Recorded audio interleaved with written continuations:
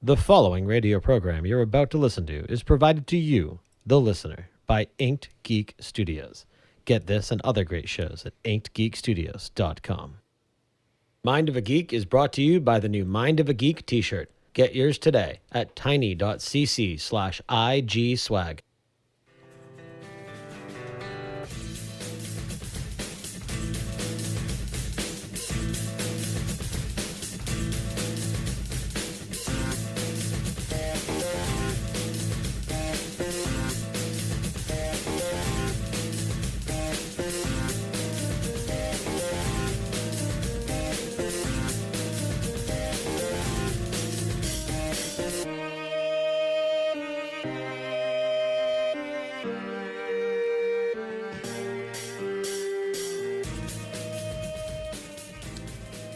Good evening, everybody, and welcome to another episode of Mind of a Geek. I am your host, Nate, and I am joined, as always, by Brandon. Good evening. Brandon, how are you? Oh, I'm good, buddy. How are you? Oh, well, I was going to say, and I almost said it during the intro music, but, I'm happy that we are familiar enough with all of this hardware to where I could make that switch in, 5 minutes. Well, we've had a lot of things like that before. We have. Many a switch. Oh, shit doesn't work. How many times have we rearranged this room in the last year and taken everything apart and put it back together? And then I just did another one a couple days ago. Right. So, Meanwhile, I have a studio at home that I never use because I come here. I would much rather sit next to you.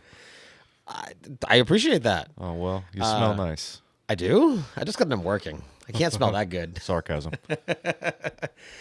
Our guest this evening is a favorite of the Mind of a Geek guests. He is a multiple-time returner and a personal friend of ours. Mr. J.F. Dubeau, welcome. Favorite? That seems generous. I thought that was discussed at personal friend. Yeah. What? It's a favorite. Huh. All right. Hey, guys. How you doing? Hey. Oh, not bad.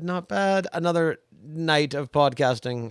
We had a hiatus last week. We had a guest that had to reschedule last minute. And then between work schedules and everything else, things have been a little quiet on the studio front. But we are here. We are back. And it's time to do a show. So if this is your first time listening, welcome. It's going to be a very casual episode because that's usually how it plays out with JF. So it's casual. It's fun. We talk about everything. It's a good time. You told me in the pre-show that you're caging me to 1 hour. All right. Well, so that's the new season 5 thing is we're going to try and keep everything around an hour and a half. Yeah, There's definitely going to be Twitch content afterwards and post-show content afterwards. But for the upload, we don't want the episodes to be a daunting task for new listeners. A week-long endeavor. If you want 5 hours of JF, there's plenty of episodes that feature that.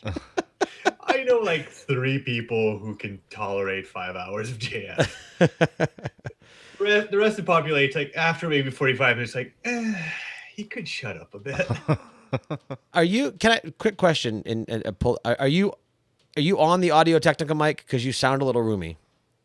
I should be. I may not be because reasons. Let me check. I don't understand exactly when and how it's supposed to be on the Audio Technica. Okay, maybe you are. Maybe it's me. It's roomy. Yeah, it sounds a little roomy. It's fine. I just was making sure. You don't sound bad. You sound like JF. That's all we can hope for. Good. Oh, it's probably because you're adjusting settings. Because now video's gotten compy. No, I'm sorry. This is my fault because you told me to mess around with my microphone. It's fine. I started opening a bunch of things. It's fine. Like I said, so how have you been? It's been a while. I mean, we had to reschedule on my end back towards the Thanksgiving time that you were going to come on. I think the last time that we heard from you on the network was doing the Star Wars thing. Yeah, that was a lot of yelling. It was fun. I'm sorry I missed that. I've been doing okay. I've been really busy because I am creeping up on 2 weeks late delivering a manuscript to my editor. Well, that's not good. Whatever.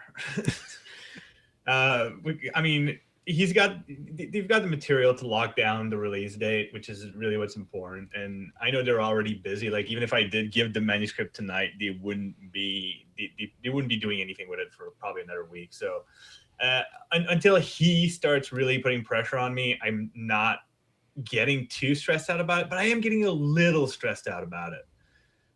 Then I'm also stressing out about having to paint a bunch of things for Adepticon, which is surprisingly in about 5 weeks.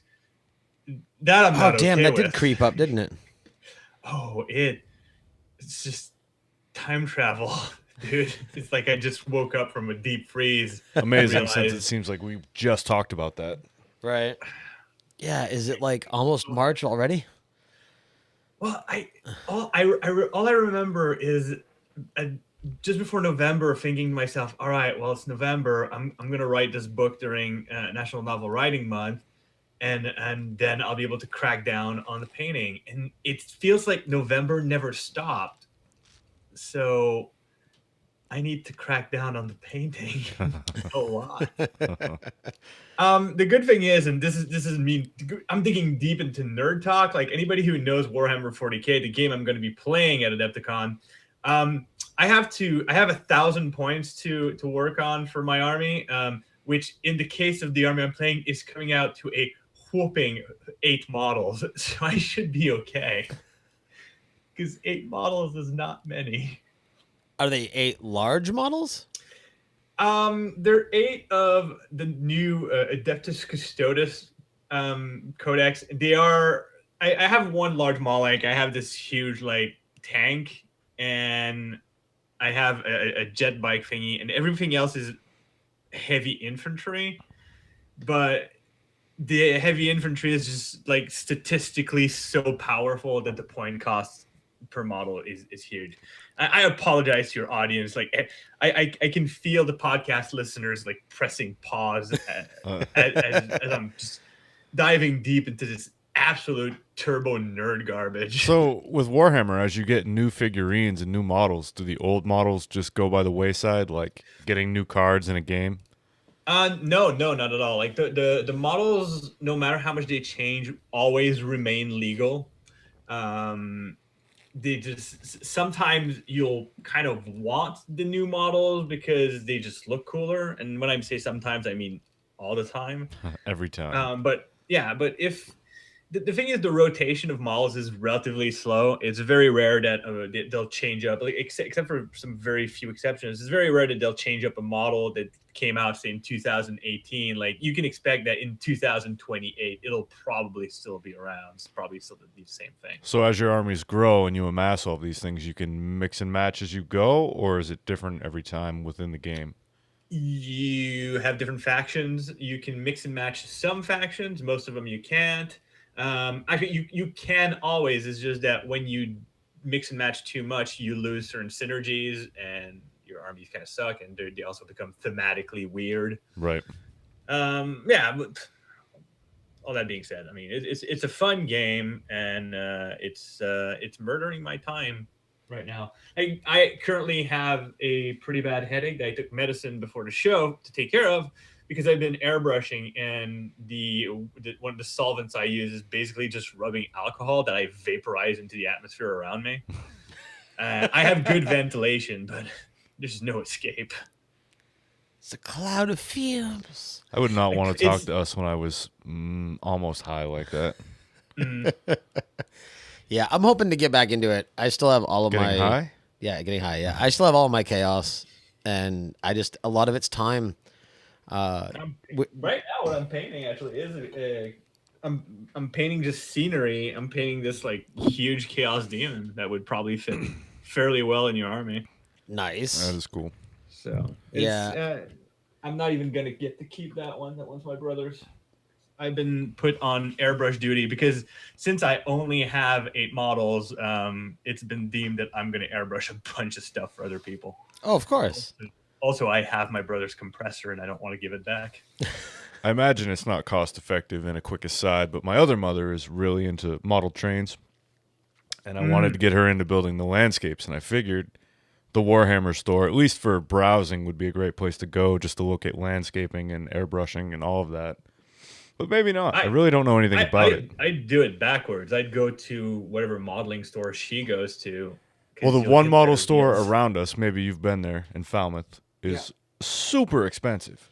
Yeah, and that was the thing. Like first getting into it, like talking to JF and Amy and like Tony and stuff was because anything that says Citadel is Oh, I super know. expensive. It's ridiculous. Yeah, so like a lot of the times, like when you're making bases and stuff like that, like you don't use branded materials. And, right. Like I wouldn't go there to actually purchase. I would window shop just to give her an idea of the materials to use. Right. There's a model shop down in Mass. We can maybe take a trip down there. I forget what it was called, but I know where it was. That had a very incredible model train setup. Yeah. And like they had like the A, the AO, like cause you know all the different scales. Yep. And they had a lot of really cool stuff that makes me wish I had more room to do model trains. Yeah. What Mary has in her basement is essentially what we've got going on, but rather than monitors, it's all HO scale track. Yeah, HO, that's what it is. Yeah. Is there an AO? I don't think so. Yeah, I was close. I was gonna let you go on that. The age is drunk. That's what looks it is. like an A. Yeah, it's queered and askew. Of course. That's one way to look at No, it. model trains. I've always wanted to do. There's so many things that I do that require a lot of room. Whether it's like 5 monitors or Warhammer. Well, or now that model you have that trains, drone, I would love to have the model train set up and maybe mix in some Warhammer figures and then do and a like flyover. fly the drone over. Man, Yeah, that would be great. yeah. No, that would be a lot of fun. I'm waiting for a day that I have off with good weather so I can fly the I drone know. outside. I'm excited to go outside with that. I still want it to follow us around, right? You know, like I'd love to do a flyover with a drone of Adepticon of all the tables, but I have a feeling that I would get kicked out of the hotel really fast. That would be super cool. at what point does a Warhammer figurine get melded into a drone and then you just have an airborne unit? Yeah, like what if you were to take like the drone tech with like one of like the flying things in Warhammer and like apply it to drone tech? That way, like it could actually fly over the battlefield. Bombs away, bitch. I'm pretty sure someone's already like done some kind of mock-up like that, but if anybody that would try to use that in a game would probably get smacked down because a bunch of spinning blades hanging out too close to your precious models that you spent hours assembling and painting. Annalise has a good point with the downforce of the Probably wind. not. Yeah, Considering what we tried out the Also- other day, the amount of wind that puts yeah, out. no, it would blow a bunch of stuff yeah, over. it definitely would. It essentially would be used to simulate carpet bombing the Warhammer Hurricane. board. There used to be like this sort of legend, I guess you could call it, of people playing with their very, very old armies that they want to just toss into the trash. They'd play Iron Man games, and basically every time a model got destroyed, you'd smash it with a hammer. I don't know that anybody's actually ever done that.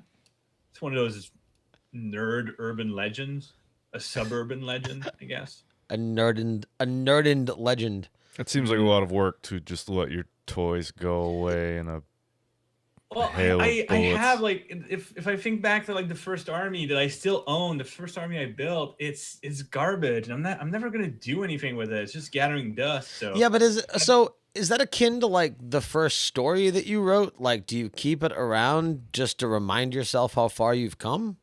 no.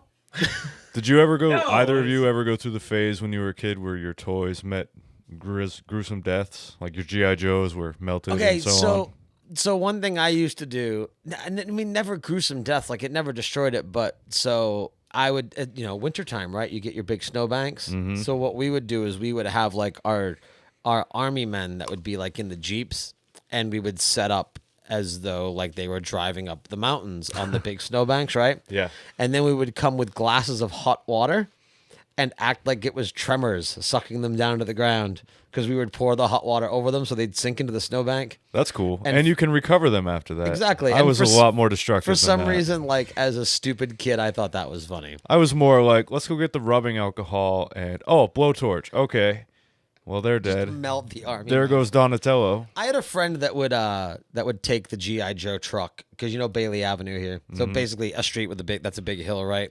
And he would take the GI Joe truck and fill it with GI Joes and firecrackers, and then he would light the fuse and roll it down the hill, and it would just kind of take turns blowing. But up. where's the storyline in that? Like, They're suicide bombers. I guess That So wait, that didn't. your friend basically played terrorist with his GI Joes. It's an IED. No. Oh, that would have been so cool. Like attach one to one of the wheels. That would have made more so, sense. Then you can see the crash, right? So like as it's going, it blows up and it just flies in the, or put one underneath it. So yeah, it's like an IUD where it just blows it up from the bottom. America. Yeah, this is the kind of this is what gun culture does to people. So in Canada, Man, toy plays a lot more polite. A lot of polite. people coming back from Afghanistan, they're missing limbs because of IEDs. You know what would be really cool? Let's have our kids play fake IEDs with actual firecrackers. So since our toy time was very America, does that mean that like you covered your action figures in maple syrup? That's weird. I'm not asking. I'm not saying that you guys covered yours in ranch dressing. Hey now. No, I don't know. The worst thing I remember doing to my toys is the moment I discovered that you could kind of unscrew the back of a GI Joe figure and take it apart. I would start mixing and matching limbs and then repainting them and just creating my own GI Joes. Oh, There that's you way go. cooler than anything I Yeah. ever did. I don't know because it sounds cool. Because, oh man, that's so creative, but also very lonely. The Yeah, but I always see Who- people who did you play customize. with? No one. I just had tester paints and a screwdriver.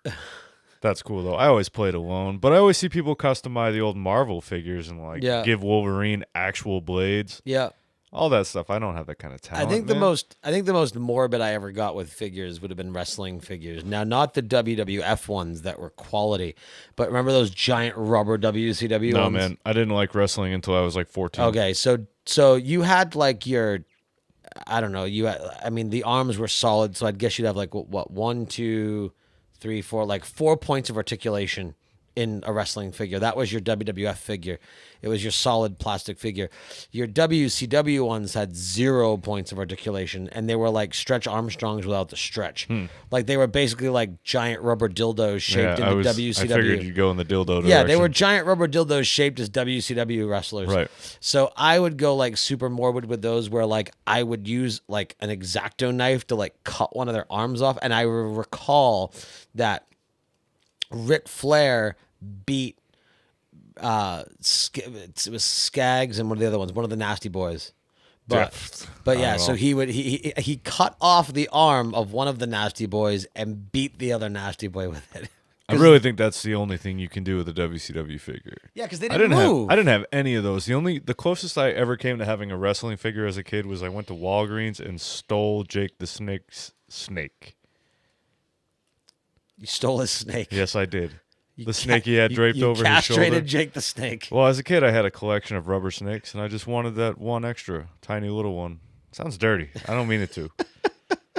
But outside of that, man, it was Marvel and G.I. Joe. And, like, do you remember when Mortal Kombat had figures that were the G.I. Joe size? No, The 3.5? Oh, so happy to have That Reptile I- and Smoke. It was that I great. don't. So now that we've tangented onto action figures, JF, there's something about you that is new to the last couple times. You are bearded, sir. What's I've been bearded for a few months. Well, you haven't been bearded since the last time you were on. I don't think you were bearded during the Star Wars episode, were you? Or was it I starting? don't remember. My portrait may have been smaller at the time because there was a lot of us on that stream. There were a lot of us, yeah. Just a new thing that you're doing? Yeah, it's a mix of laziness and just, it's winter here, so facial hair felt like an idea. We're basically under you, so it's winter here too. Yeah, I know. And look at you guys. You're bearded. Look at Brandon. I always have my glorious. strap. It doesn't go away. Yeah, Regardless he's- of winter, I Yeah. have no chin. So what looks like an oval face is really, it stops like right here. Yeah, and I'm fat, so my chin strap gives me a jawline. Yeah, I have relatively the same problem. Like, if you look at me from profile, you'll notice I've got my neck just basically curves to my chin, and there's no definition. That's exactly what mine does. Yeah, I used to have like the goatee, but somehow I felt that was insufficient for my needs. I needed more. No, I think this works better. It gives you real a good profile and makes you look kind of like an evil genius. Yeah. Looks like. It may also be just like the writer thing now. I'm balding. I might as well have hair somewhere. It'll only be a few moments until he's in a cabin hundreds of miles away from anybody and he's mailing his manuscripts in.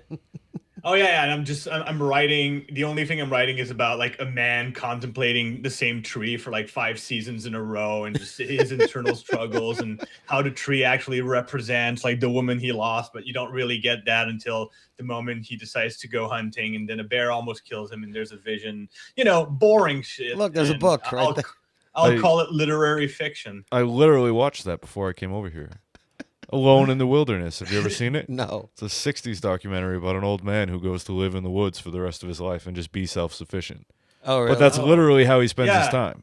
That's what I was referencing, because I reference things because I'm well learned. I'm educated. Yes, I'm well read. I've read a lot of books. Beard for looking like a writer.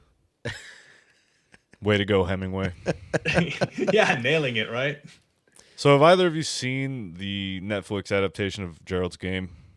I don't even know what Gerald's Game is. I've met the director, though. Have you? That's amazing. Yeah, at StokerCon last April. Will he be helming the video adaptation of your book? No, it would have been great though, but he's busy doing other Stephen King things. So, Like Castle Rock? Is he doing Castle Rock? I don't think he's doing Castle Rock. He's doing another book, another one of Stephen King's books. I think he's doing the sequel to The Shining. Haven't we Mr. learned? Sleep, or Dr. Sleep? Nice. Haven't we learned not to turn Stephen King's books into movies yet? I don't know. You would be surprised, man. A lot of them are hit and miss, and some of the worst ones are my favorite. Like Maximum Overdrive. It was really good, right? Sorry? It was really good. It was right? the remake I liked better than the original, which is really saying something. Because the original was just like a made-for-TV movie, right? Well, The Stand was. It was Tim Curry. Tim Curry. I mean, how can you go wrong with that? But no, the remake was amazing. You haven't seen that yet, have you? No, it's on iTunes, but I'm waiting for it not to be $20. But again, like, it's hard to say with Stephen King. Some of the Dreamcatcher was the worst thing that I've ever seen in my life. So out of curiosity, and yet one of my favorite books. how did you feel about Dark Tower? I don't want to talk about it. I'll leave this fucking show right now. Here's what I'll say about that. After watching Gerald's Game... Wait, hold on. If I locked you in a room and said you have to watch one movie, Dark Tower or The Last Jedi? Just give me a rope, okay? Gerald's Game was more of a Dark Tower movie than the Dark Tower was, for me. So who would you blame for the Dark Tower being bad? Like everybody. Is it the screenplay? I haven't seen producer, the director. Like, well, I blame who Stephen King for giving it curious. his. I blame Stephen King for being a shill and giving it his blessing. I don't buy that shit for a second. I understand that the Dark Tower is a never-ending thing, and when he ascends the tower, it starts over again. So yes, this could be a different version of that. His blessing was bought. I don't know who to blame. I blame Matthew McConaughey for ruining my favorite character. Who did he play? He played the Man in Black, Walter. Flagg. I thought. That's right. Who did what's his face play? Idris. He played Roland. Oh, okay. Which is fine. I'm good with that. That was Right. fine, except that they fast-tracked all of the mythos and just pulled from wherever they wanted. Right. So You can't sit there and have him and his father in unison say the mantra of the gunslinger. It's just it's fucking disgusting. So your problem with the Dark Tower is similar to my problem with the Warcraft movie, in that they pulled from everything. They didn't keep it continuity with the timeline. That's one of my problems, but they make all these assumptions that, they play to the fan base in that you're supposed to know what the low men are and all of these things. Yet they explain nothing and just changed. I shouldn't have brought up Dark Tower. And there's Dogons in it, but you don't ever know what a Dogan is, and like they've changed what it is from the. I don't know. We found. I'll just take the book. We found okay? out the secret to keep a JF episode to an hour. Don't let JF talk. No, I haven't seen it. I'm mostly curious because the Akiva Goldsman, the producer for Dark Tower, is also the producer attached to the potential TV show for my book. So, like, I hope it's not his fault. Now I see why you asked. Yeah, I see. I wouldn't worry. It'll be fine. You can only do. I don't care. It's out of my hands if they do anything, and it's a big if. So I was gonna say because I didn't know what. I don't think, given Altered Carbon, man, like as good as that show is for me so far. Yeah, I mean, I didn't know if there was anything or anything you could talk about. But do we have any more news since you were last on in regards to a potential TV show that you're at liberty to say? No-ish. I mean, right now I'm really happy to. There's two kind of production arms connected to A God in the Shed's potential TV show. There's Akiva Goldsman, but the actual production house is Skydance Media, and Skydance are also the producers behind Altered Carbon, and Altered Carbon looks, sick as fuck. So that makes me happy. I literally have people calling me throughout the day about how good that show is. What show is that? Altered Carbon. It's on Netflix. But my coworkers rant and rave about it. When I get around to Netflix again, it's going to be for the next Cloverfield movie, which I hear is really good. It is good. I watched it when it was released. Is it good?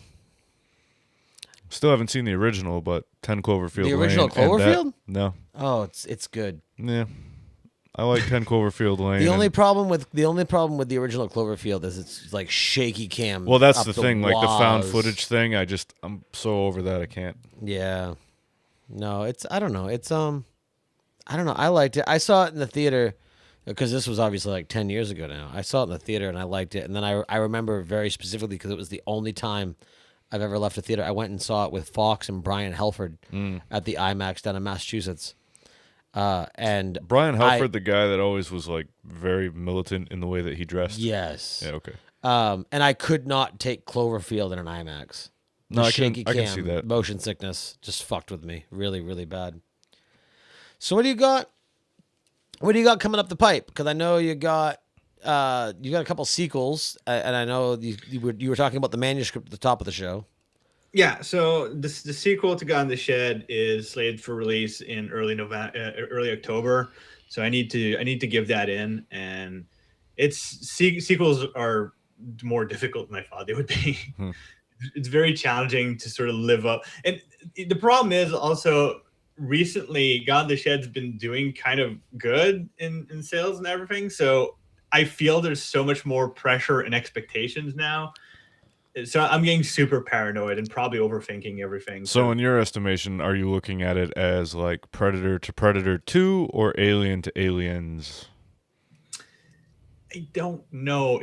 I'm at this point, I'm so close to the forest. All I see is the trees. So I'm having trouble being very objective about it. So I'm trying to not overthink it quite as much. Just pull back. Write what I want to write the story as I feel it should be, deliver that, and hopefully like the editors think it's good and we don't have too much trouble and too many rewrites, and we can get a good book out of it. I would say scotch and a little more solvent and you'll be good to go. See, I was gonna say, I guess that's the big thing is like, because obviously you write, or at least you started writing because you had a passion for writing. So, like, as far as the original and now what is becoming the sequel, like, are you still enjoying and loving the universe and the characters as much as you did with the original book? Yeah, and that's like there's good and bad things about that. Like, the good things is obviously, like, I love revisiting these characters. It's fun to see their story progress. Like, I've had the idea for the 3 books since I started writing the first book. So I have a very firm direction in which I'm going. And I don't really feel beholden to any editors or anybody, even my publisher, trying to push the story in one direction or another. Like, I feel very confident in my own idea for the story. Where I do feel a little bit of responsibility is towards the readers. Having had so many people read the book and give me feedback, I now have a different perspective on, like, I knew what I liked about the story, and I knew what characters in what part of my writing I enjoyed, but having this other feedback from the readers telling me, oh, I enjoyed this, and just raising an eyebrow going, oh, really? I didn't know that that stood out in any way. So it kind of influences how I look at the sequel, because I'm more tempted to add more of the things that people said they liked, but at the same time, I don't want to just pander. It's a very different relationship than than I had with the first book, where I was just writing this one thing and tossing it into a vacuum and hoping for the best. Do you feel like something like that? I'm probably not going to use the right term here, but you'll know what I mean, I hope. So let's say, like, so you said something stood out to someone. Let's say it was something subtle, right? And you wrote it to be subtle, like that was the point of that. But you learn that more people like that thing. Like, do you feel that there's a risk of overcorrecting to where that becomes less subtle in a sequel, but it was the subtlety originally that was liked, so it almost becomes a reverse effect?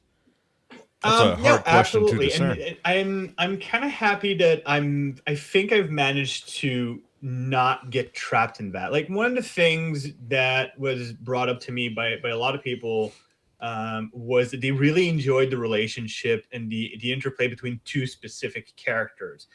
And it was very tempting in the sequel to just have those two characters interact all the time and just like absolutely just cater to that and just fall victim to exaggerating that particular like little subtle detail about the story that people seem to enjoy. And I just, spoilers, so to speak, well, not really spoilers, but I decided to go completely the opposite direction and not have the characters interact that much, and instead use what was cool about that interaction, but use it between two other characters. Interesting. So basically, people liked character interaction of that type, but instead of just repeating myself by having that same dialogue, so to speak, happen between two characters, I moved it to two other characters and focused on that, so that we explore their relationship more. So essentially, that's a nice little spin on it. Yeah, so essentially more of what people liked, but with like a different flavor. Exactly. So basically, because sequels tend to be very repetitive, especially in the horror genre, I don't want to be doing that, because this is supposed to be a continuation of the story. This isn't just like Jason walking out of the lake again and hitting people with a machete. Oh, but now he's in New York or some garbage. Like I need this. Jason Takes Manhattan was wonderful. Yes. That was great. Now and going into the future, do you think that you enjoyed writing for yourself initially versus writing for the fans or with the fan base and with deadlines? Would you have preferred it the way you started or the way that it's trending now? I like how it's trending now. Not that I'm unhappy. I was unhappy doing the writing just for myself, but there's something fun about having feedback from readers. The one thing that I find very difficult is that I can't interact as much as I thought I would be able to, because most people don't want to be told things. Like no one's coming up to me and asking me like for secrets about the story. There's a lot of Easter eggs in the first book that haven't even been, that no one's ever mentioned to me, and I'm surprised. I thought they were a bit in your face, but I thought there would be more people asking questions. But whenever I want to volunteer information, people just plug their ears and go la la la. Like no one wants to hear it. You don't have a designated literary deep throat that you can just bounce these things off of? I have some friends who don't mind spoilers, to whom I can talk. If I'm not mistaken, your friend and I, Amy Frost, is one of these people to whom I can just tell her the entire story, and she'll still enjoy the book once it comes out, because like it's the process that's interesting to her. Mm-hmm. So I have a few people like that. She doesn't want to hear about the Easter eggs though, so because they're not important to the story, they're just fun to find out. Yeah, see, and I think I would completely agree with that. Like because that's how I am. Like I very much am. Tell me the ending. Like I want to know. Like you could tell me the end of episode 9 right now, and I would be 100% okay with it. Look, a kitty cat. Yeah. So If like, she's walking around meowing, I put her in front of the microphone, then she just shuts up. because to me, like, the ending is the big thing, right? And that's the thing that can ruin a movie is a bad ending. So if I know the ending going into it, and I know whether it's going to be great or whether it's going to be bad, it allows me to hone my expectations more accurately. The problem I have, especially in movies now, though, is that it's all been so overdone. You know where it's going to go. There's not a movie lately that has really surprised me that comes to mind. Right. Well, that's the thing. I think that's kind of where I'm with Nate at this point. Is I no longer want to be surprised because I feel that the movies that try to surprise you, they go way too much out of their way to try to be surprising. I don't want to be surprised anymore. I just want it to be satisfying. Like I want you to tell me a story that's interesting, and at the end you pick up all the pieces of the story and assemble them into an interesting ending. And even if I can see it coming, like if I see it coming like a mile away, as long as it's well done and it's interesting and it's gives me a resolution for the characters, I'll be happy. See, and I think that's the big thing, and I think you like the only place that I would maybe defer from that would be like give me the beginning and give me the end. Like let me know, right? Now, do you want to surprise me? Surprise me on the way there.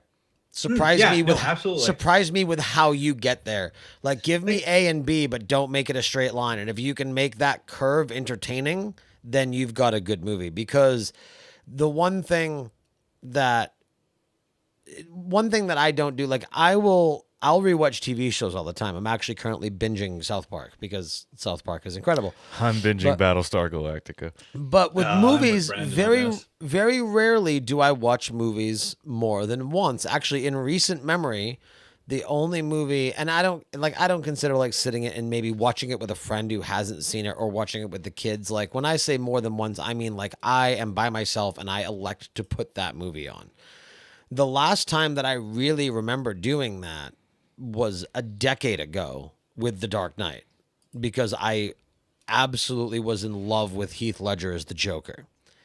And that's really the last time that I remember doing that. And before that, the only time that comes to memory is maybe Gladiator because, again, Russell Crowe, I thought in that role was phenomenal.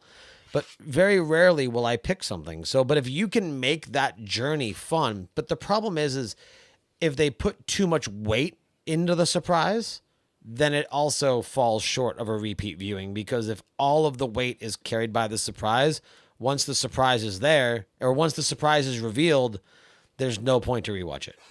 Well, you can rewatch it to see if they hinted at the surprise in any interesting ways, but they kind of don't do that anymore. If you compare it to a meal, it's as if like you're going through your entire meal. Like you have your soup, your salad, your appetizers, and you have your main course. And during the entire time, someone's saying, "Oh, man, you won't believe what's for dessert. You're never going to expect that." And then they put a cake, and then you taste the cake. And it's like, "Oh, it's a turd cake." It's like, surprise. It's like, yeah, but it still tastes like shit. I am surprised. I didn't see it coming. I watched The Babysitter a few days ago on Netflix, and that is the most foreshadowing heavy movie I've seen ever. That's the one where like the kid's like hot blonde babysitter is like a satanic cult leader. Yeah, she's a Satanist and she has some old like Necronomicon type scrolls that keep her young through sacrifice. But like in the beginning of the movie, he's playing with a knife and it gets put in the dishwasher. Oh, quick zoom to the knife. Well, all right, keep that in mind for later, obviously. Right. Like Chekhov's really right, exactly. and Chekhov's utensils. Throughout the movie, it's just, okay, so you know where that movie's going to go the whole time. And that's how movies are now. It's just... Yeah, it's always like that central focus on like Chekhov's turd cake. Yeah, like... And that's the thing is if you've watched them enough... or read them enough, or whatever the case may be, whatever medium you're doing, and even with video games, like, because again, it's just storytelling. Like, if there's something where there's like the camera hangs a little too long, right? Like, you know enough to pick up on that, right? I mean, at this point, I'm mostly over film. I'll stick to TV. Between Electric Dreams and Black Mirror and everything else going on the cord cutting networks, there's so much that's good. And then there's Battlestar Galactica, which I denied for years. as a cheap Star Wars ripoff. And goddamn, Oh. I was so wrong. That the fandom for me, you're talking about the new one, right? the new one, right? Yeah. The fandom for me is gigantic now. I love that show so much. It's brilliant. I've never seen it. Oh, it's yeah. Well, for a long time I would have you know told what- you fuck you for that show, but no, that show is amazing, and I can't get There's enough. a lot. See, my problem is the only time I ever sit and watch anything, like if it's not you and I at the movies, is when I'm falling asleep. So I don't Right. want to put anything on that like I need to pay attention to, which is why again binging South Park. But like I got to catch up on Gotham. I got to catch up on the Orville. Eventually, maybe, perhaps, I will watch the new Star Trek. But that. You that's, might as well stick to the Orville. Yeah, that's what I hear. The Orville is more Star Trek than the new Star Trek. That would be my opinion. Yeah. So, did you hear that they're supposed to be doing like a Family Guy crossover on that? Mm-hmm. Yeah. Yeah. That's I imagine it's going to be like the Cutaway and Family Guy, and then they go to the animated Orville. Or maybe Peter shows up in some weird animated dimension. I don't know. maybe Peter shows up as like maybe Peter shows up. Like maybe they get like the guy. Maybe they get Bizarro McFarlane and he's Peter, right? That would be cool. So I'm curious, JF. Just an aside, one of my biggest prides, like you're talking about Battlestar Galactica, the actress who plays Race Car in BSG blurbed the cover for my first book. Really? Yeah, Wow. which is insane that my publisher managed to get that going. That is awesome. Let's All right, pause. Nate, No. Oh, wait. Not that I've bragged. We couldn't let more silence wash over us to enjoy that. Right. That No. knowledge that I didn't have a moment ago. No, we only have an hour. We're running out of time. We're running short. Hey, so I'm curious. So one of the things that we've talked about, and we've talked about it on this show, and I'm sure you've talked about it in other places, was so you started off with Life Engineered. You then went to God in the Shed. Now we have the Life Engineered sequel. And we have I don't know if that's going to get made. I'm having a lot of trouble getting the time to promote it properly to get it funded. So okay. See, I wasn't aware of way that behind. hang up. So It's a lot of work, and to be honest, like my publisher is very lukewarm on me doing two different genres at the same time. And really that's- wants to focus on the book that's God in the Shed is about 3 times as successful as Life Engineered was.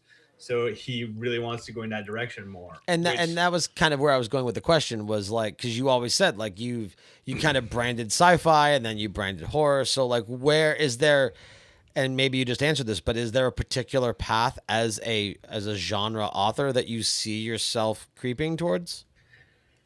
I'm going to be writing in whatever genre I feel like writing, to be honest.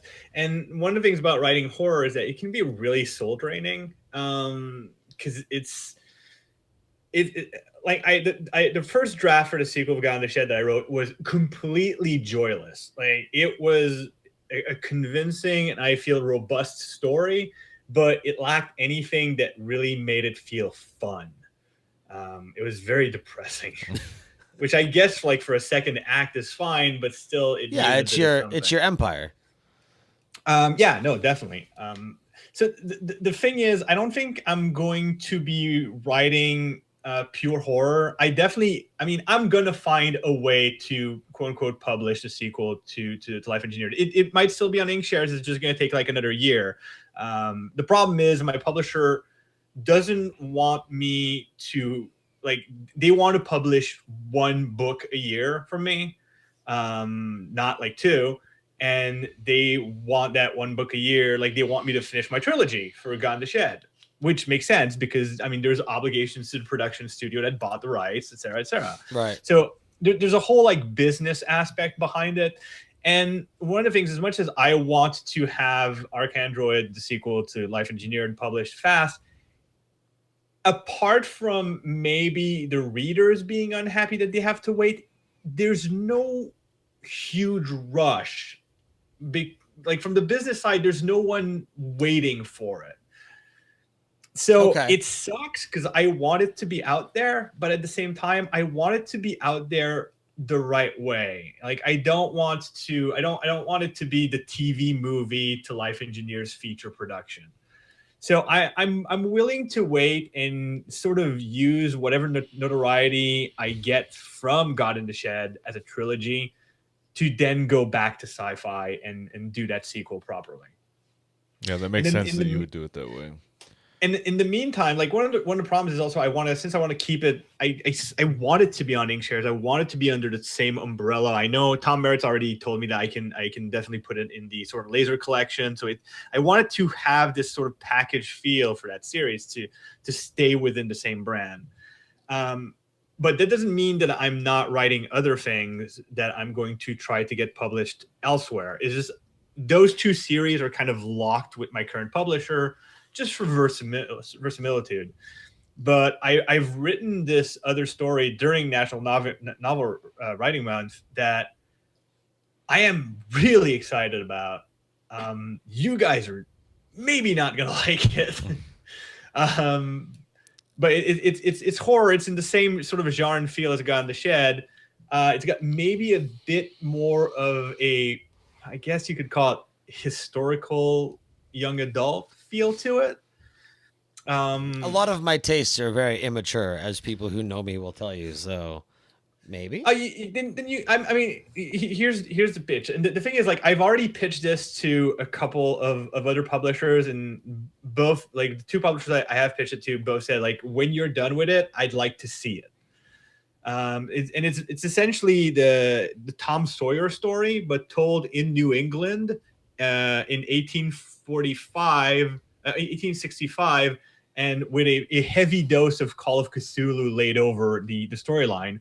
And it's told from the perspective of the Becky Thatcher analog character. Why would you think that we wouldn't at that like point that? It becomes completely different based because in New there's England. witches and stuff. Yeah, that sounds cool. Sounds amazing. It was super fun to write. So here we have 12-year-olds being drafted to the war, but also old God. Mostly old God. And it's there, I mean, I don't know if this would be a spoiler or not, but like old God, is there any connection to the God in the Shed world? There is some Easter eggs that connect them, but it's connected in a non-legally binding way. Because here's the thing, like, if I start using, like, I can hint at characters. Like, I could, if you read God in the Shed, you know that there's a circus in the story. I could write the background of that circus as long as I don't use any full names of any of the characters, because if I do, then it kind of, like, the rights are kind of in contention. Now, But is that that's an easy way to build your universe and read between the lines at the same time, right? So you're building your universe and connecting your books in a non-legally binding way. it almost Exactly. seems like the way, and this might be like a gross comparison, but like the way that, like, now obviously this has changed, but up until recently, like, Disney owned Marvel proper, but like Fox owned the X-Men. So like we know they exist in the same world, but neither of them were really legally allowed to reference each other. Mm-hmm. It's like similar. Well, like the template I'm sort of quote unquote stealing from is more Stephen King, the way he's seeding, like he'll always use some of the same cities, and he'll always bring back some of the same themes, so that was you the know it's flavor all that I happening in the got. same world. But So you've got your Castle Rocks and your Derrys and your Ludlows and yeah, instead of You're- using cities, I'm using general themes and some vague, very distant character connections. that makes me And super excited for your future. I can't wait to have a plethora of those books. I'm looking forward to having them. Like, I've got, so far, apart from God in the Shed, I've got two other books. The one I wrote and another one I'm planning to write that kind of all connect. And I've also got a novella I want to write that's going to sort of also touch on the same sort of mythologies.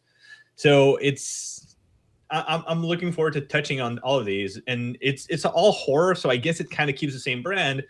But if you were to look at the one I'm talking about that I wrote during NaNoWriMo, which is going to be titled The Merrimack Girls, because the Merrimack River, that one is maybe slightly more literary horror than just plain thriller horror. So like it's very, very much about the characters. Do you see in your future any short story collections? Is that something that you've delved into at all? Oh God, I got a thing I can't say on the air. my publisher's So that's a yes, but he can't talk about it. There's not necessarily my short stories, but I may have a short contribution? story in a fairly exciting collection if that works out. Okay. That's Okay. cool. So we'll I'll talk tell you guys about off the it. air. We'll talk about it off air. Yeah, it's exciting that I'm at the point where I have to bite my tongue on certain projects. Yeah, no, that's when you kind of have like your own personal NDA, like that's cool. Yeah, like no one told me to shut up about it, but it's something that's not necessarily set in stone. Like it's something that's just being bounced around between the publisher and some other interested parties. So until anything is set and we decide that they decide that they're announcing something, I'd rather not. It's not about jinxing it, but I don't want to start making promises that I can't keep because it's not in my hands to keep. No, definitely. I am, because and I understand that because I am the 100% polar opposite of that, because I am the man that will announce a million projects and one of them might last longer than a month. Yeah, throw something at the wall. Throw a lot of things at the wall. Project to announce. Like I'm definitely going to announce something before the end of the show. I am Mr. Throw the bowl. Well, the show's only an hour. You better hurry. I am Mr. Throw the bowl of spaghetti at the wall and see what sticks. Throw Brandon at the wall. Throw Brandon at the wall. See what sticks. Jeez, wrestling, right?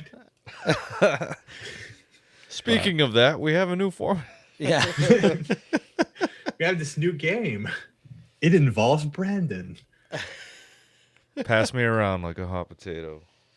So yeah, I've got a ton of projects I'm looking forward to getting into. So we'll see where it goes. Like, and as far as genre is concerned, I was part of a sort of writing collective with Ed Greenwood, and I wrote an entire manuscript for that. And then like the part of the world that my manuscript was supposed to be attached with kind of got put on ice. So I've got like this manuscript, which I think has some of the best dialogue I've ever written, just sitting there. I need to clean up. It's an adventure steampunk thing, so it's completely different from anything else I've written. So I don't know if, like, for now I'm doing the horror thing very much because I'm trying to establish myself as a serious writer and build a career. But once I've got some momentum, I want to publish different genres.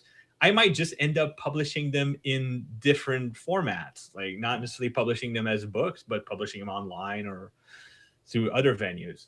But I don't think I'm going to stay locked down to just horror because there's so many other fun stories to tell. Backtracking, I guess. I mean, changing the subject a little. Mm-hmm. I know I've asked this before, but given your love for the Timbuktu bag, when you do write, do you travel to write? Do you go out, or do you write at home, or is it wherever, whenever? I know I've asked this before on other shows, but I always fantasize about the coffee shop writer and the Timbuktu messenger bag. Okay, so here's the thing. Like, there's a lot of tropes about writers that I used to make fun of, and I embody every single one of them today. So one of them is is writing in coffee shops.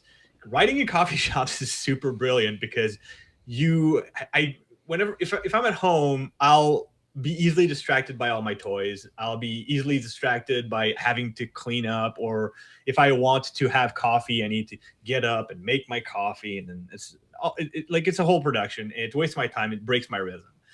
If I go to a coffee shop, I'm surrounded by people. I have a spot. I don't have to worry about making snacks or making coffee. I can just buy them on the spot. I don't have my toys to distract me.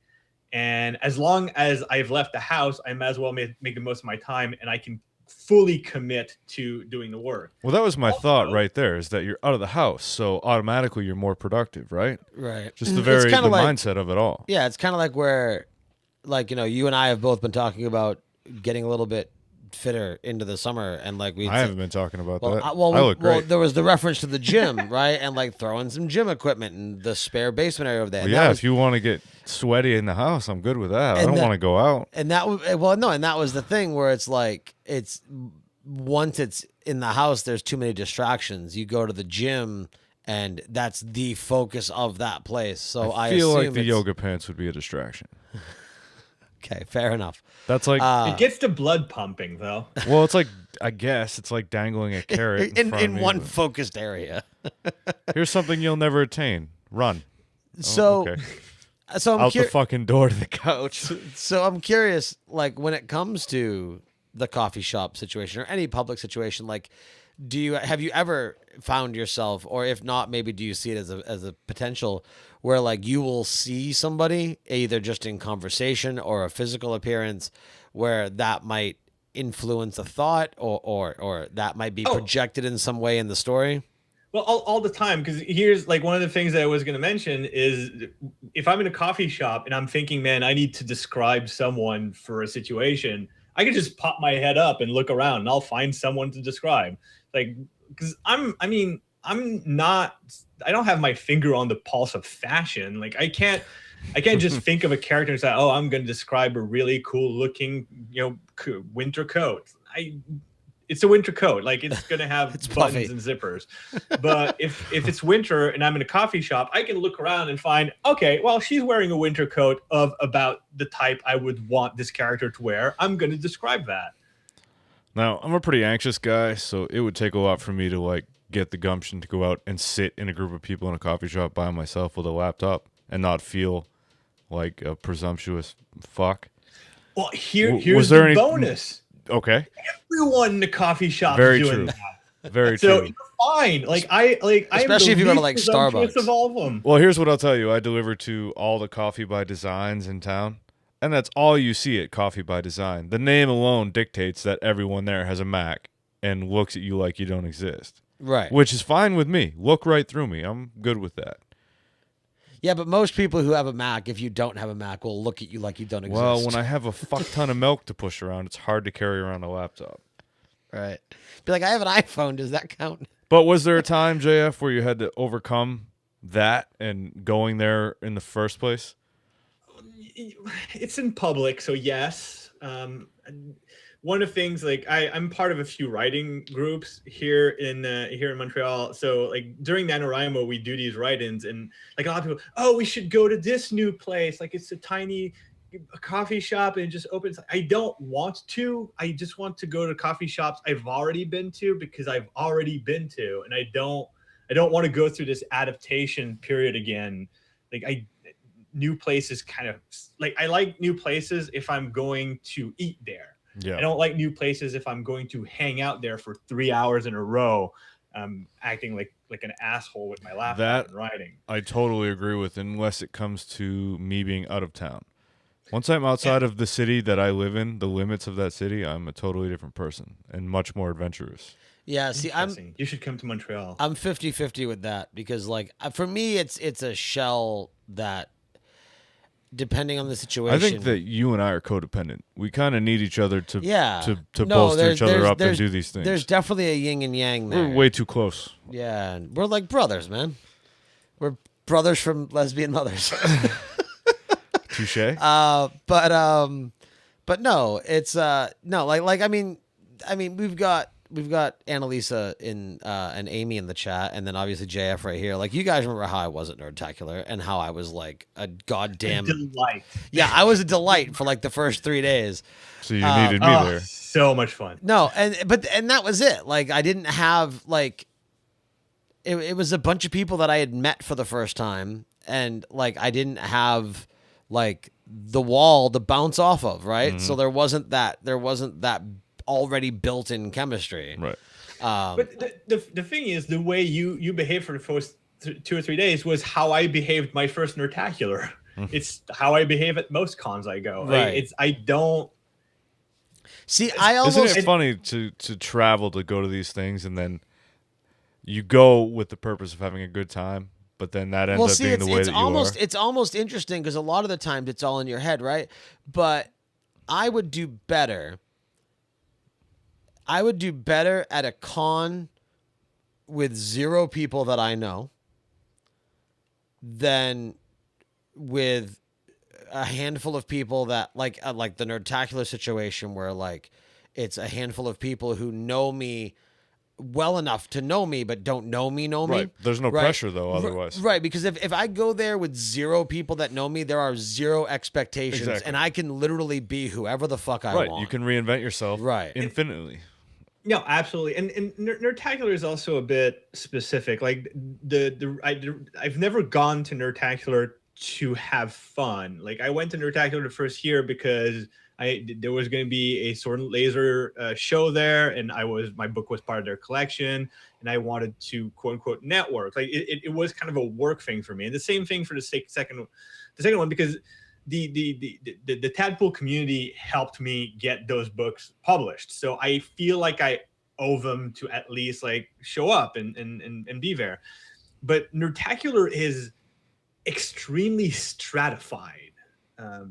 There's a definite palpable caste system in that community that is anathema to me. I don't like it. Like I as much as Dragon Con is so much more overwhelming and so much more plays on my anxieties about crowds and too many people and too much noise, it feels so much more equal.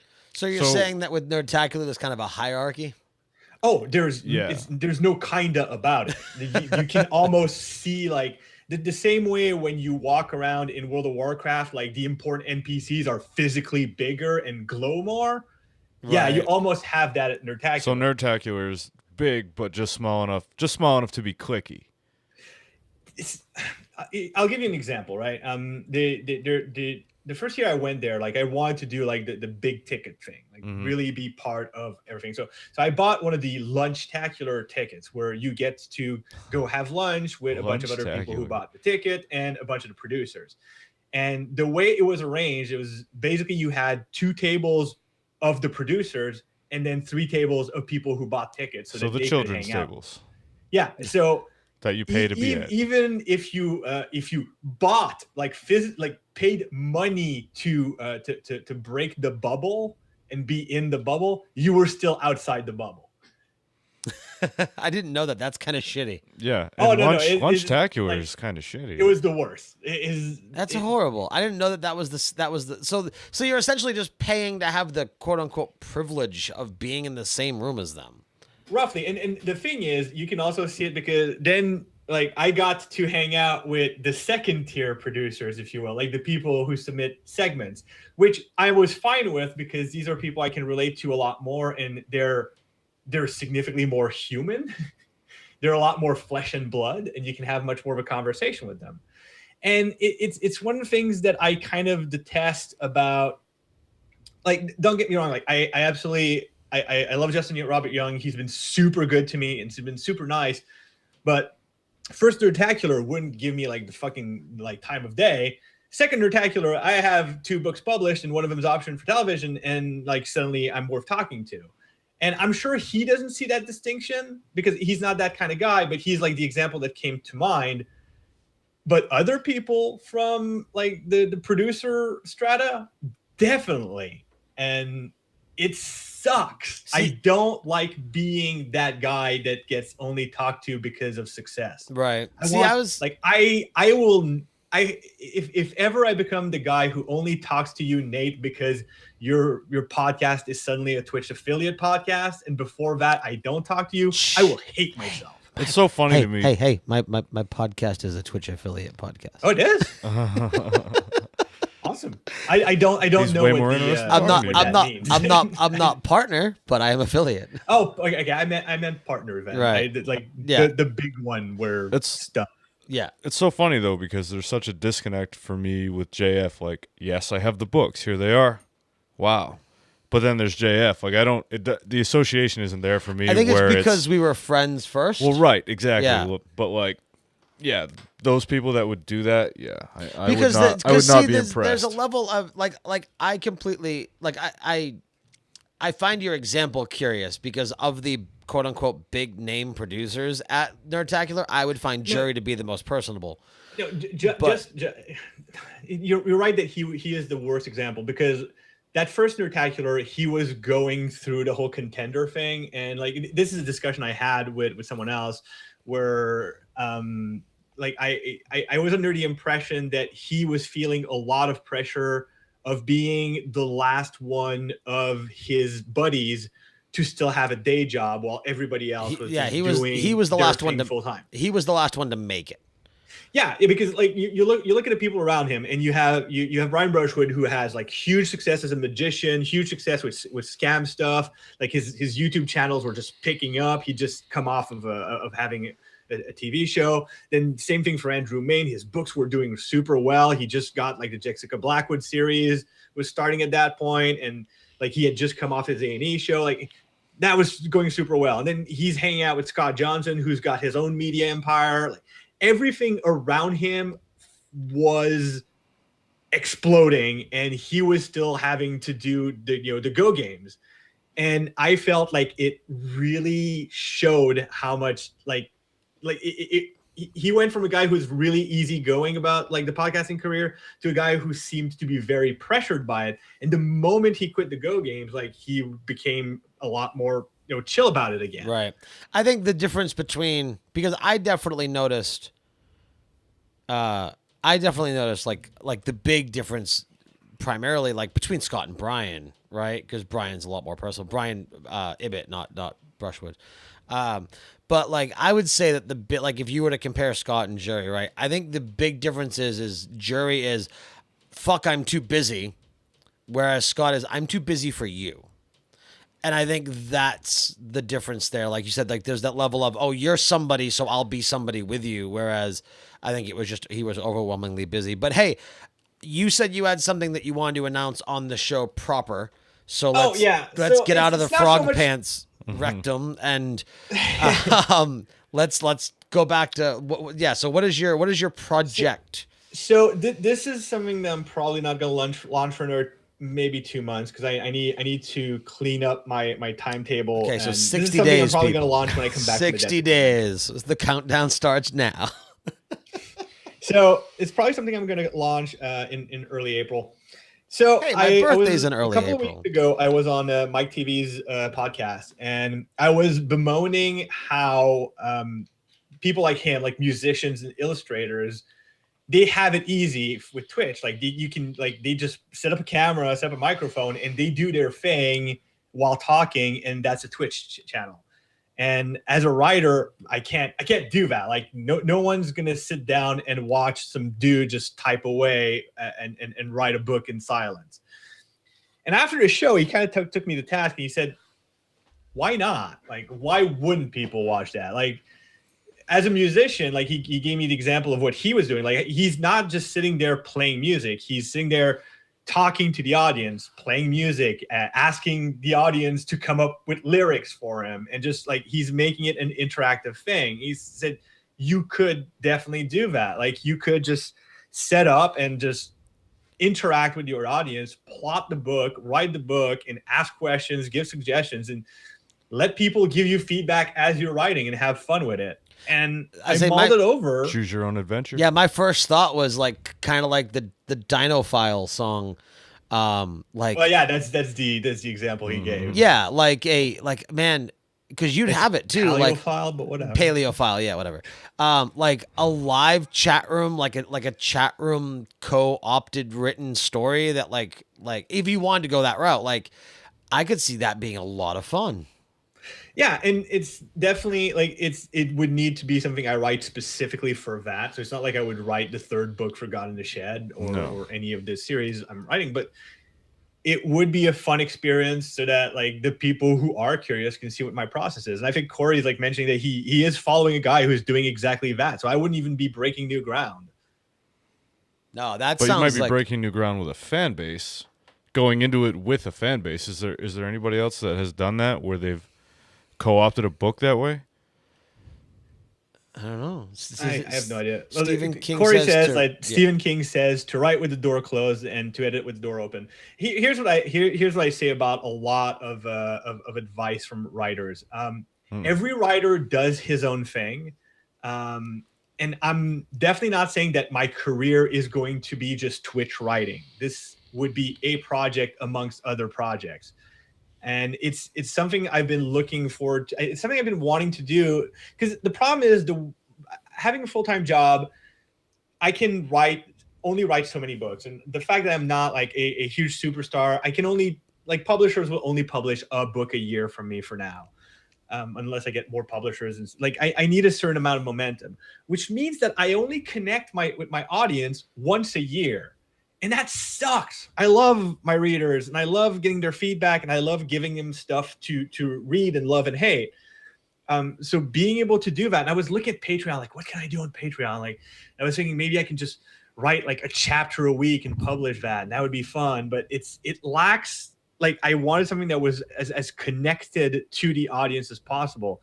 So I would absolutely, like, this seems like something I must do. I've been looking at how to use like the proper tech and loading up OBS and refreshing myself on all on how to work out Twitch. So this is kind of like a soft announcement that I am going to be starting to preview what I'm going to do with that. And I really want like the first few shows to be just the plotting, like sitting down saying, okay, so here's the basic idea. Here's how I'm going to divide, like just go through the entire process. Cool. So that's it. Well, if you have any OBS questions, you know who to ask. I have 3 people that volunteered. And then also, I will say, without question, once that starts, your channel will be auto-hosted by the studio channel. Mm-hmm. So, cool. Yeah. Very cool. So you've got that too. So yeah, no, I'm super excited for that. This is my fallacy with Twitch, is that I don't watch a lot of Twitch. Which is kind of how you work it with Twitch. Like, it's all about networking. Like, you network, like, especially as for game streaming, like, you network with other game streamers. And my lack of time, as anyone that watches my Twitch stream for the last few, or that watches it regularly over the last few weeks have noticed, I don't think I've touched a game since I've come off vacation. Which has been amazing for you. I've been so stupid busy, and like my focus going into the spring and summer is to focus on fitness and being outside. And so, I got the 360 so cam. We'll have video content of us biking. Oh yeah, I expect a lot of IG outdoors and IG photography content going into the summer, because that's kind of what I want to focus on, because I've sunk so much of, for me, the games were easy. And that was what the draw. Like, I love my video games, but like, it was that they were easy. I could do it, and because there's like getting into the drugs was easy. Yeah. So now it's to do something that challenges me, like lose the weight I've been wanting to lose. Try different things and challenge myself. And it sounds like that's. I don't know if challenge would be the right word, but it sounds like. I'm telling you, man, you need to buy a fat bike. I will. I'm going biking to. across the frozen lake. I have is bought amazing. enough. Yeah, you have bought enough.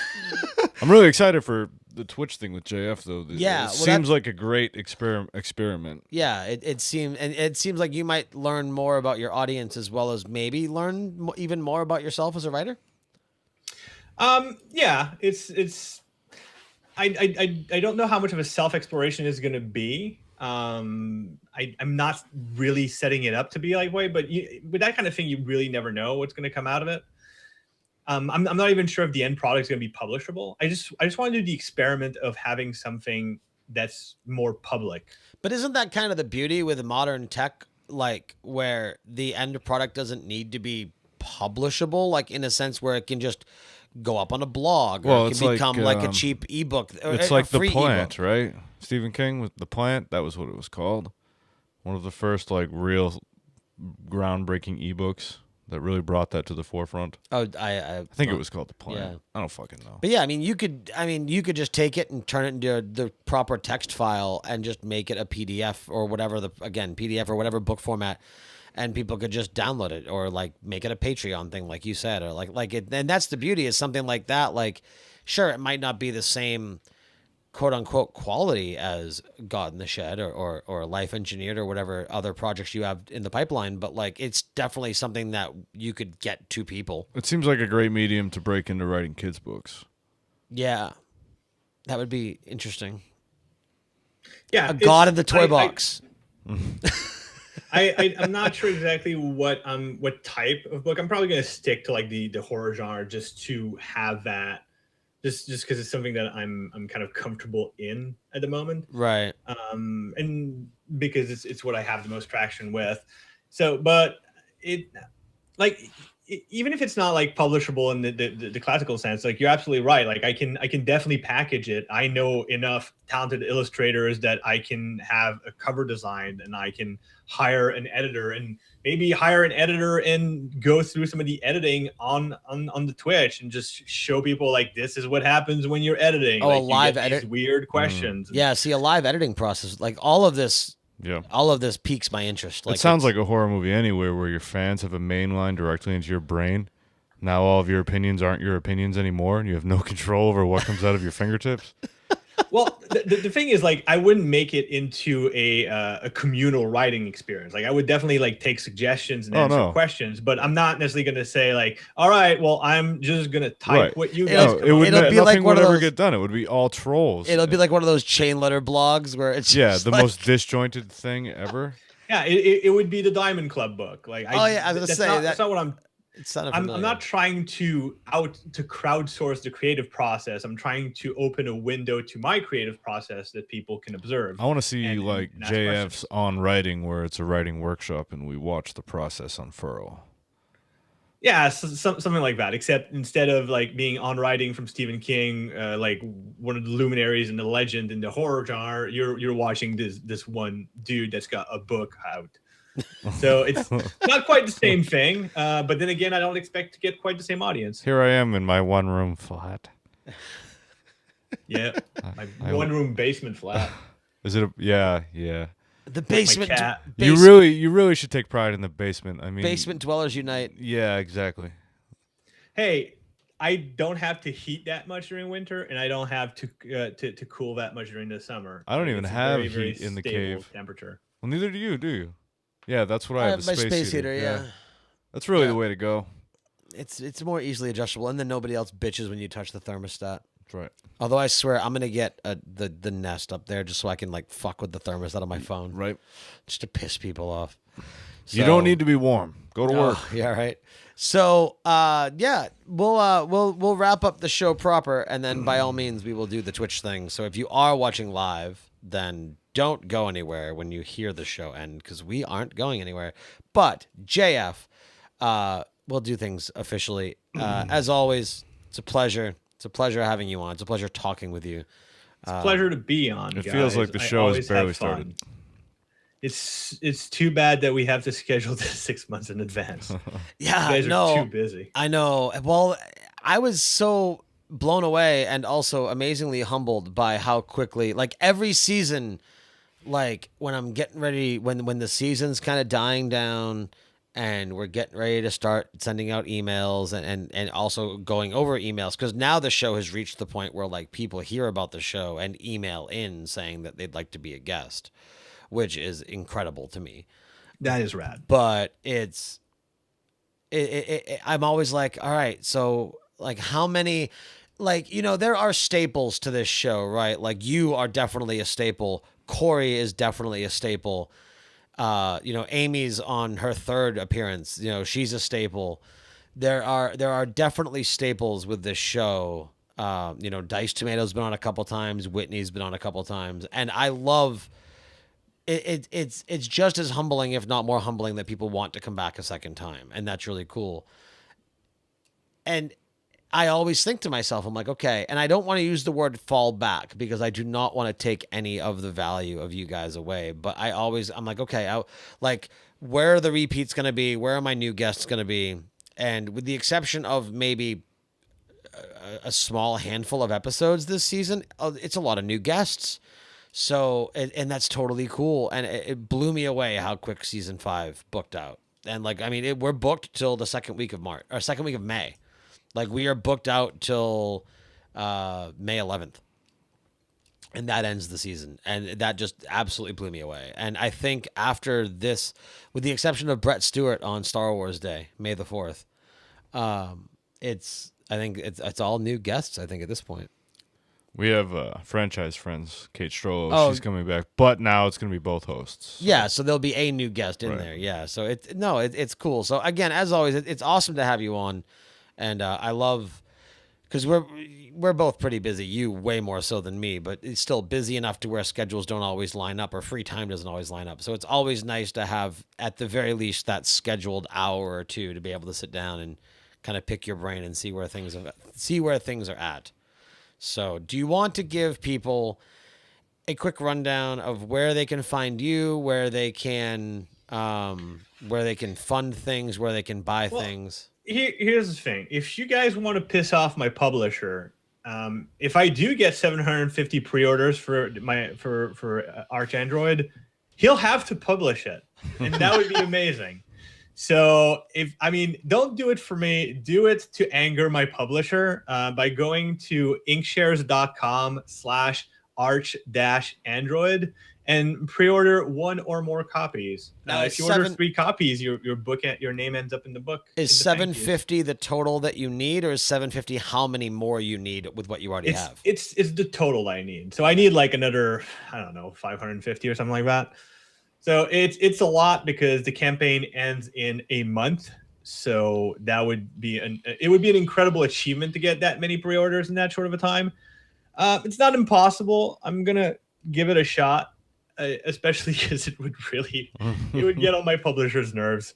And I'm good friends with my publisher, and that would amuse me. So everybody tell a friend and pre-order a bunch of copies. Yeah, and it's not like it's a good book. Like the first book actually got some pretty good critical reception. The reason I have an option on my horror book is because like producers read and liked the first book. Is just that it would be too expensive to make anything out of it. Right. So that's why they wanted to know if there was a second book, and there is. So I promise you'll enjoy it. If you like sci-fi and you like robots, you'll have a good time. It's just I haven't put any energy into promoting it. That's why it's not getting that many pre-orders. But if you want to anger my producer, my publisher.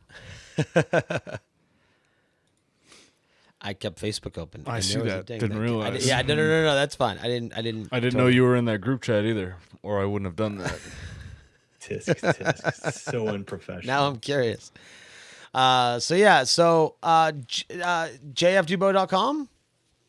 JFDubeau.com is a good place to go for a bunch of my dumb stuff. I'm going to be refurbishing that website soon because there's a lot of legacy metadata in there that just pops up all the wrong things. Fair enough. Is it? I assume you're just going to end up just redoing. It's still going to be JFDubeau.com. Oh, it's going to be the same thing. It's probably going to look the same. It's just that right now when you look for it, it tends to give all the description metadata for a webcomic that's no longer, supposed to no longer be available. I mean, if you dig enough, you'll find it, but... So dig. Somebody go dig that webcomic up so we can talk about it on the next time that JF is on. If you want. It's very discontinued. So go to jfdubeau.com, bookmark it, and wait and look and discover stuff. And read his books. His books are good. And the second God in the Shed coming down the pipe. Yeah. It's going to be an exciting time. It'll be an exciting time for your fans and for your readers. So, yeah. Yeah. Get his shit, people. And go piss off his publisher. Pre-order Arch Nemesis or Arch Android. Arch Android. Arch Nemesis. Make the publisher of the Arch Nemesis by Nemesis. ordering Arch Android. Nicely done. Indeed, it was an accidental. It was an accident. Yeah, An I don't know. accidental I don't know what I'm accident. saying anymore. For this show, you can catch the show live every Friday night at 9:30 p.m. Eastern Time at Inked Geek Studios. 9:30-ish. 9:30-ish. Well, no, it'll be 9:30 now that I'm not fucking with stuff It'll like be 5 ish. Ish. Well, we're usually live at like 9:15, so just go to inkedgeekstudios.tv, follow it, turn on the notifications, and there's shows random times here everywhere.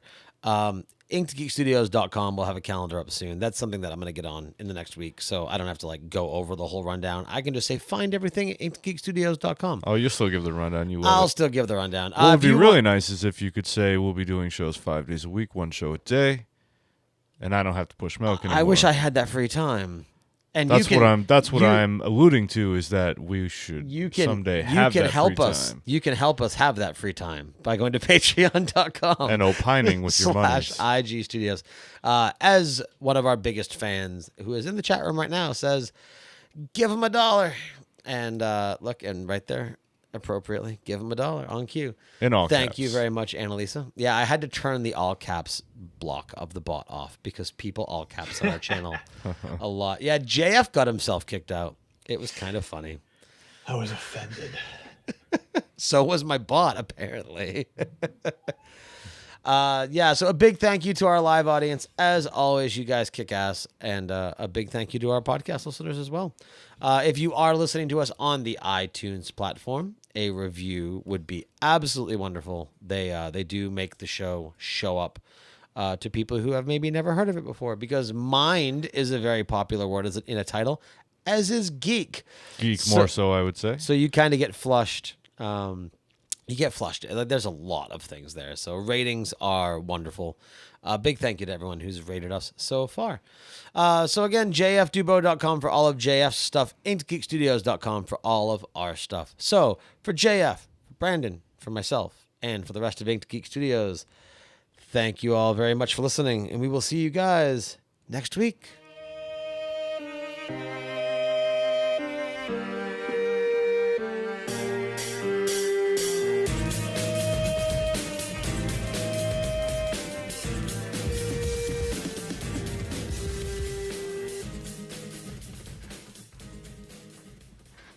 You've been listening to an Inked Geek Studios podcast. For this and other great shows, go to inkedgeekstudios.com.